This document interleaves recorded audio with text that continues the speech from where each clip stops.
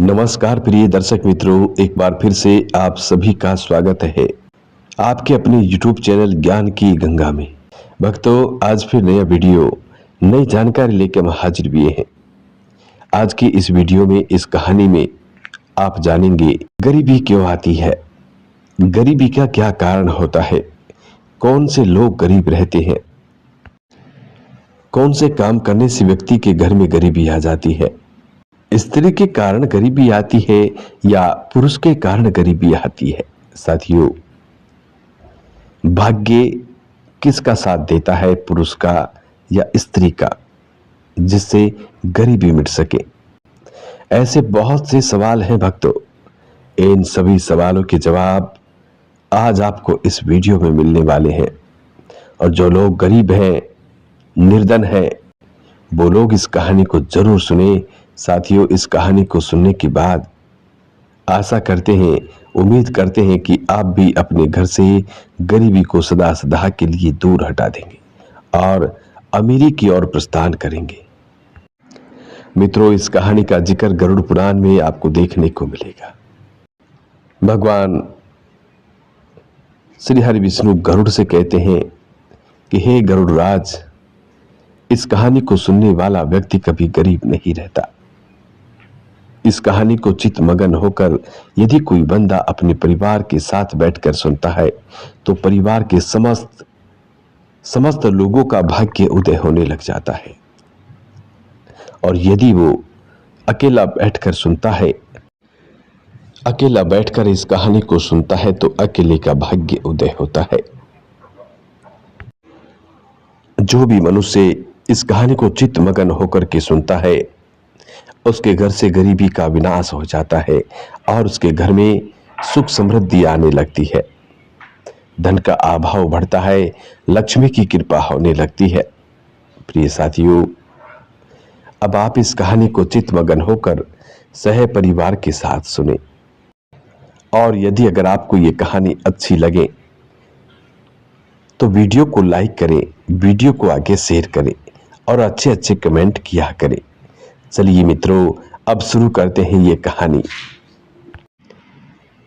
इससे पहले जो लोग हमारे YouTube चैनल पर नए मेहमान बनकर के आए हैं, वो लोग चैनल को सब्सक्राइब करें, बेल आइकन ऑन करें, अच्छे अच्छे कमेंट किया करें, ताकि आने वाले हर वीडियो का नोटिफिकेशन सबसे पहले आपको मिले और आप उसका फायदा उठा सकें। चलिए दोस्तों, शुरू करते हैं आज की पावन पवित्र ये कहानी। साथियों, बहुत समय पहले की बात है। एक गांव में धर्मदास नाम का एक व्यक्ति रहा करता था। उसका घर छोटा था पर सपने बहुत बड़े थे, बहुत बड़े बड़े सपने थे। वह रोज कहता कि मेरे घर में गरीबी मेरे भाग्य के कारण आती है, भगवान ने ही मुझे गरीब बनाया है।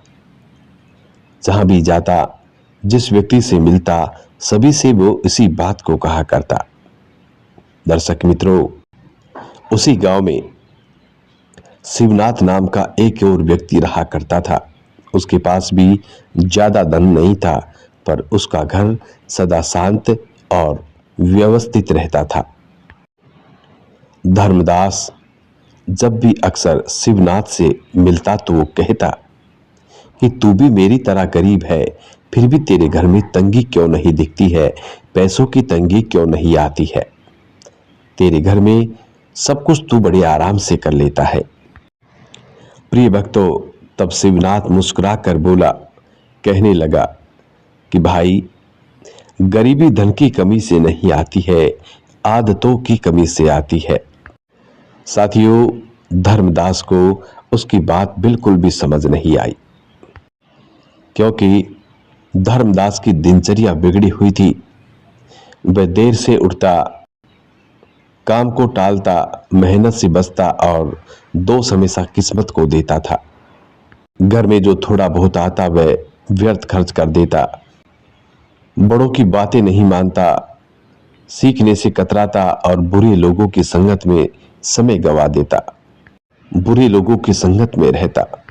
और इन्हीं कारणों से, इन्हीं बातों को लेकर उसके घर में झगड़े होते आलस से और निराशा जन्म लेती। दर्शक मित्रों, यही वो कारण है जिनके कारण व्यक्ति के घर में गरीबी आती है। सबसे पहला, माता पिता की आज्ञा का पालन नहीं करना, जिसके कारण व्यक्ति बहुत पछताता है। दूसरा, गलत लोगों की संगत करना, देर से उठना, काम को टाल देना, मेहनत से बचना और हमेशा इधर उधर आवारों की तरह घूमते रहना। घर आते ही घर में झगड़े करना, आलस से और निराशा रहना, उधारी करना, कर्ज करना, ये सारी बातें व्यक्ति को ऐसे गरीबी के अंधेरे में धकेल देती हैं कि वो व्यक्ति जीते जी संभल नहीं पाता है। प्रिय भक्तों, गांव में एक दिन एक वृद्ध साधु आए। उन्होंने कहा कि जिस घर में आलस से बैठता है, अहंकार बोलता है और ज्ञान बाहर खड़ा रहता है, वहां गरीबी स्वयं चलकर आती है। उस घर में कभी भी बरकत नहीं होती। उस घर में सिर्फ अलक्ष्मी का वास होता है। मां लक्ष्मी उस घर से सदा सदा के लिए दूर चली जाती है।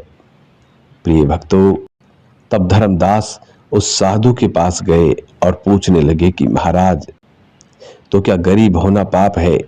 तब साधु बोले, नहीं, पर आलसी बने रहना पाप है। पर आलसी और कर्म ठोक रहना बहुत बड़ा पाप है। सीखने से इनकार करना यह भी पाप है।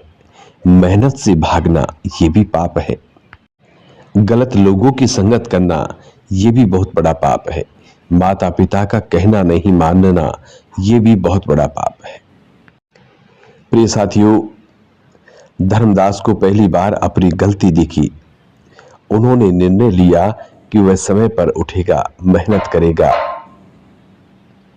करेगा, खर्च सोच समझ कर करेगा, बड़ों का सम्मान करेगा और सबसे जरूरी अपने भीतर सुधार करेगा। प्रिय भक्तों, धीरे धीरे उसके घर का वातावरण बदला, झगड़े कम हुए, काम बढ़ा, आत्मविश्वास लौटा और लेकिन धन अभी भी सीमित था, पर अब गरीबी नहीं थी। साथियों, गरीबी किस्मत से नहीं अपनी आदतों से आती है। जो व्यक्ति आलसी होता है, कोई कामकाज सीखना नहीं चाहता, समय की कदर नहीं करता, मेहनत से भागता है, बचने की कोशिश करता है और हमेशा दूसरों या भाग्य को दोष देता है, वही व्यक्ति गरीब रहता है। जिस घर में अनुशासन, ज्ञान, मेहनत और संयम होता है, वहां लक्ष्मी देर सवेरे स्वयं आती है।